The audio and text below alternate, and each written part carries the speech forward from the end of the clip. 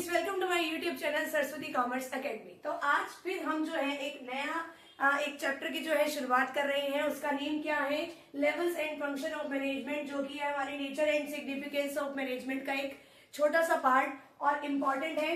इसमें से आपकी जो केस स्टडी है वो 3 मार्क्स के अकॉर्डिंग आ ही जाती है। ठीक है, तो चलिए हम शुरू करते हैं। हमारा जो चैप्टर है वो बहुत छोटा सा, level and function of management. मैंने आपको फर्स्ट वीडियो में भी बताया था कि फंक्शन ऑफ मैनेजमेंट क्या है। फंक्शन ऑफ मैनेजमेंट जो है उसको POSDC के नाम से भी जानते हैं। अब POSDC का मतलब क्या होता है? POSDC का मतलब है planning, organising, staffing, directing and controlling. ठीक है, तो इस तरीके से हमारे जो है 5 फंक्शन ऑफ मैनेजमेंट आते हैं: planning, organising, staffing, directing and controlling. ठीक है, प्लानिंग में प्लान बनाना, ऑर्गेनाइजिंग में ऑर्गेनाइज करना, स्ट्रक्चर बनाना, लोगों को ड्यूटीज वगैरह असाइन करना, उनकी रिस्पॉन्सिबिलिटीज देना। ठीक है, स्टाफिंग में नए नए लोगों को लेके आना, डायरेक्टिंग में उन लोगों को टाइम टू टाइम मोटिवेट करना, उनके साथ बातचीत करना, उनको देखते रहना कि काम ढंग से कर रहे हैं या नहीं। और कंट्रोलिंग में अगर वो काम नहीं है, जो हमारा जो ऑब्जेक्टिव सेट किया था उसके अकॉर्डिंग जो हमारा रिजल्ट नहीं आया, तो करेक्टिव एक्शन लेना, ये पार्ट होता है हमारा कंट्रोलिंग का। तो ये तो है फंक्शन ऑफ मैनेजमेंट। अब लेवल्स की बात करते हैं। लेवल हमारे पास 3 है। ठीक है, बहुत ही इजी है। टॉप मैनेजमेंट, मिडल मैनेजमेंट और थर्ड जो है उसको हम लोअर मैनेजमेंट भी कह सकते हैं, ऑपरेशनल भी कह सकते हैं एंड सुपरवाइजरी मैनेजमेंट भी कह सकते हैं। अब जो टॉप मैनेजमेंट है, टॉप लेवल मैनेजमेंट में क्या होता है? जो सीनियर मोस्ट एग्जीक्यूटिव आते हैं टॉप लेवल मैनेजमेंट, जैसे कि इसमें ऑनर वगैरह टाइप हम सब इसमें लेते हैं। जैसे कि चेयरमैन को ले लिया, बोर्ड ऑफ डायरेक्टर को ले लिया, मैनेजिंग डायरेक्टर को, सीईओ का मतलब chief executive officer, CFO, general manager, इनको आपने याद रखना है। ये मोस्ट इंपॉर्टेंट है।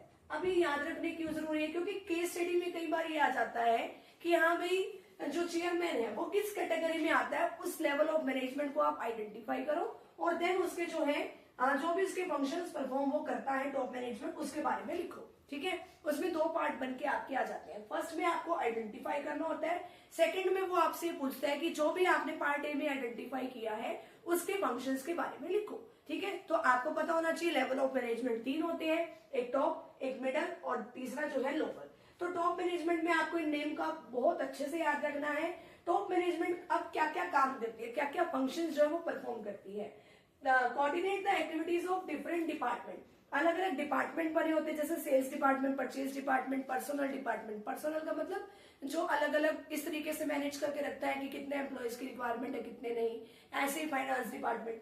तो जितने भी हमारे ऑर्गेनाइजेशन में डिपार्टमेंट्स होते हैं उन सभी के साथ कोऑर्डिनेशन बना के रखने का काम जो है टॉप मैनेजमेंट को होता है, ताकि हमारे जो ओवरऑल ऑब्जेक्टिव है वो हमारी ऑर्गेनाइजेशन के वो पूरे हो सके। ठीक है, उसके बाद सेकंड फंक्शन क्या है? To take care and welfare and survival of the organisation. Organisation के बारे में ध्यान कौन रखेगा? Top level. ठीक है, अब ऑर्गेनाइजेशन अच्छे से सर्वाइव कर रही है नहीं कर रखी, उसका ध्यान कौन रखेगा? Top management. अब इसी तरीके से थर्ड क्या है? To analyse the business environment and its implication. अब बिजनेस एनवायरमेंट जो है किस प्रॉपर वे से चल रहा है, क्या कुछ बिजनेस में चल रहा है, एनवायरमेंट कैसा है, कौन सा डायमेंशन किस तरीके से अफेक्ट कर रहा है। अब हमारे पास डायमेंशंस भी 5 होते हैं। कौन कौन से होते हैं इसमें? Economic, social, political, legal. ठीक है, इस तरीके से हमारे पास जो है ये 4-5 हमारे पास एनवायरमेंट है। इसको डायमेंशन के नेम से हम इसको कहते हैं। अब ये वाला पॉइंट जो है ना वो मोस्टली आपको केस स्टडी में देखने को मिल जाएगा कि हाँ भाई वो कौन सा जो है लेवल ऑफ मैनेजमेंट है जिसमें बिजनेस एनवायरमेंट को एनालाइज किया जाता है और उसकी इम्प्लीकेशंस को ध्यान में रखा जाता है, वो कौन सा है। तो आप वहां से फटाफट बता दोगे कि टॉप मैनेजमेंट की बात हो रही है।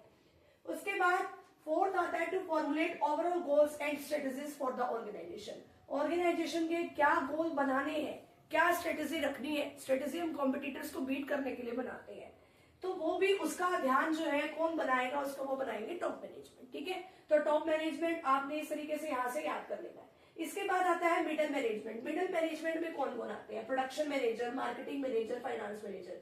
तो ये भी आपको याद रखना जरूरी है, क्योंकि ये आ सकता है कि हाँ भाई ये किस किस में आते हैं, कौन से लेवल ऑफ मैनेजमेंट में आएंगे। अगर इसमें से कोई भी आ गया तो वो कौन सा है? Middle management. उसका बी पार्ट क्या बन के आ सकता है केस स्टडी का? तो जो भी आपने पार्ट ए में आइडेंटिफाई किया है लेवल ऑफ मैनेजमेंट, उसके फंक्शंस के बारे में लिखो। अगर आपने मिडिल लेवल जो है उसको आइडेंटिफाई किया तो उसके फंक्शंस ये। ठीक है, तो क्या फंक्शंस है? To interpret the policies framed by top management. जो भी टॉप मैनेजमेंट ने पॉलिसी वगैरह बनाई है, यहाँ पे हमने देखा ना कि गोल्स वगैरह जो है, स्ट्रेटेजीज वगैरह कौन बनाएगा? Top management.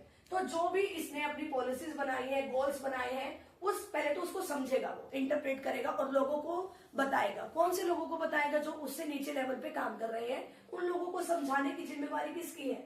मिडिल मैनेजमेंट की है। उसके बाद सेकंड पॉइंट क्या है? टू एंश्योर, ये चेक करते रहना कि किसी डिपार्टमेंट में पर्सनल की जरूरत तो नहीं है, कोई ऐसा डिपार्टमेंट तो नहीं है कि जहां पे कोई वैकेंसी जो है खाली पड़ी है, तो उन लोगों को फिल कराना भी किसकी रिस्पॉन्सिबिलिटी है? मिडिल वाले की। पर्सनल का मतलब क्या होता है? एम्प्लॉय। ठीक है, अगर किसी डिपार्टमेंट में जरूरत है एम्प्लॉय की, तो वो अपने अपने डिपार्टमेंट को देखता रहता है और वो बता भी देता है और वो उसको ढूंढ के भी ये लेके आता है। उसके बाद है कि हमें अब इससे लोगों को अपनी ड्यूटीज वगैरह के बारे में बताना होता है जो उसके सबऑर्डिनेट होते हैं।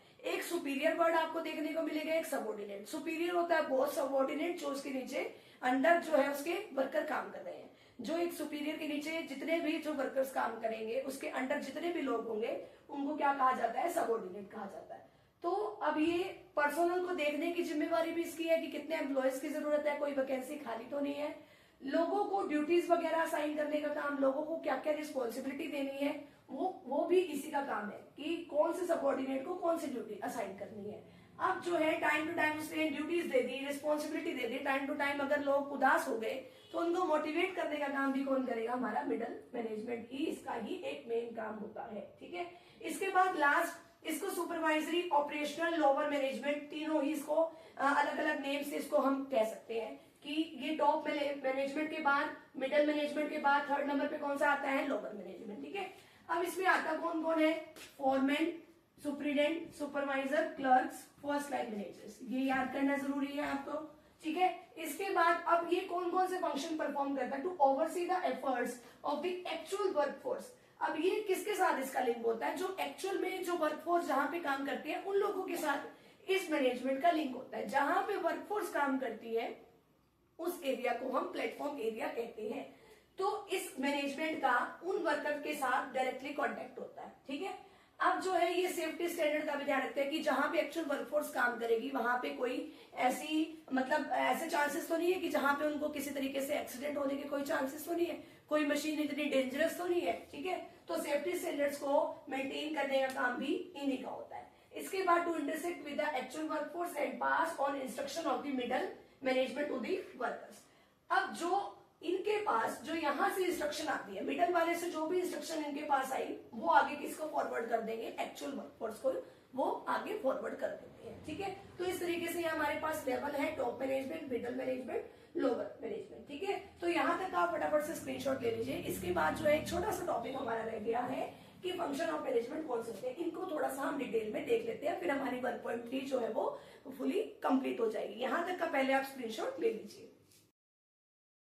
नेक्स्ट पार्ट क्या है? Functions of management. Function of management हमारे पास टोटल जो है 5 है। Planning, organising, staffing, directing and control.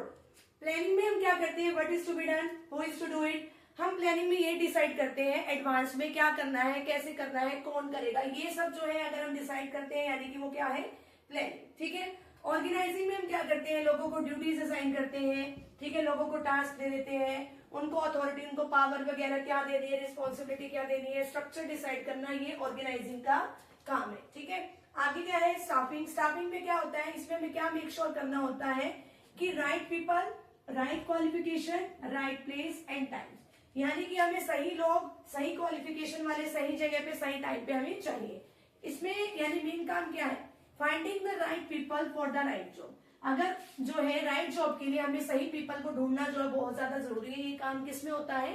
Staffing में। ठीक है, नेक्स्ट आता है डायरेक्टिंग। अब हमने लोगों को ढूंढ लिया, लोगों को ढूंढने के बाद जो है उनको टाइम टू टाइम लीड करना, इन्फ्लुएंस करना और उनको टाइम टू टाइम मोटिवेट करना, ये सब किसमें आता है? डायरेक्टिंग में आता है। यानी कि अब जो लोग हैं हमारे पास, उनको टाइम टू टाइम काम करते करते मोटिवेशन भी देना पड़ता है कि हाँ भी तुम अच्छा काम करो।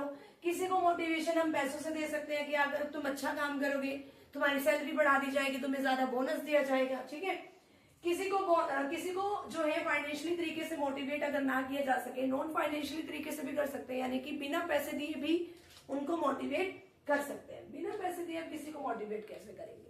अगर जो ठीक है, अगर किसी के पास पैसे हैं, हम उनको क्या कह सकते हैं कि तुम क्या करो कि तुम हमें अच्छा काम करके दिखाओ। ठीक है, तो उनको जो है बाकी पूरे स्टाफ मेंबर के सामने उनकी तारीफ कर देना, वो उतने में खुश हो जाते हैं कि हाँ भी हमारे बॉस ने हमारे सबके आगे जो है तारीफ करी। इस तरीके से मोटिवेट कर सकते हैं। लीडरशिप, लोगों को बताना कि आप किस तरीके से आप काम करो, ठीक है। इसमें हम जो है जब हम इस चैप्टर में पहुंचेंगे तो इसमें लीडरशिप स्टाइल्स होते हैं, ऑटोक्रेटिक, डेमोक्रेटिक, लेजिस्लेटिव, ठीक है। तो वो उनको लीडरशिप करना, ठीक है। एक लीडर होता है वो सभी को इन्फ्लुएंस करके रखता है कि हाँ भाई तुम कैसा काम करो कैसा नहीं। कम्युनिकेशन का मतलब होता है कि लोगों के साथ बातचीत करना, जो भी आपके ऑर्गेनाइजेशन में काम कर रहे हैं। सुपरविजन का मतलब लगातार उनके काम को चेक करते रहना कि काम सही भी कर रहे हैं या नहीं कर रहे हैं।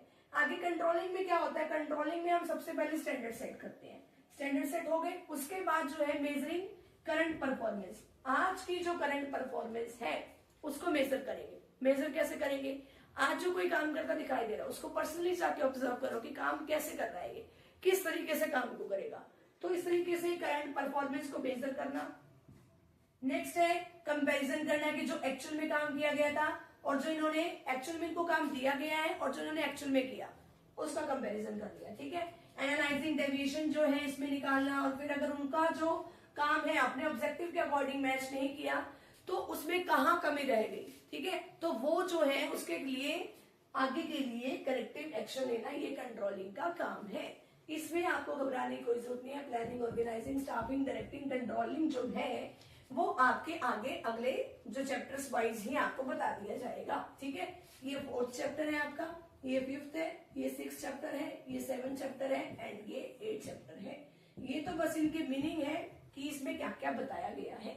तो यहाँ पे हमारी 1.3 जो है कंप्लीट होती है। तो उम्मीद है मुझे आप सभी को ये समझ में आई गई होगी, क्योंकि ज्यादा मुश्किल भी चैप्टर नहीं था और इजी वे से मैंने आपको बता भी दिया। तो लगातार चैनल पे जुड़े रहना, ठीक है। तो अगर आपको वीडियो अच्छी लगी हो तो चैनल को प्लीज लाइक एंड सब्सक्राइब जरूर करना। मिलते हैं नेक्स्ट टॉपिक के साथ, नेक्स्ट वीडियो के साथ। Thank you.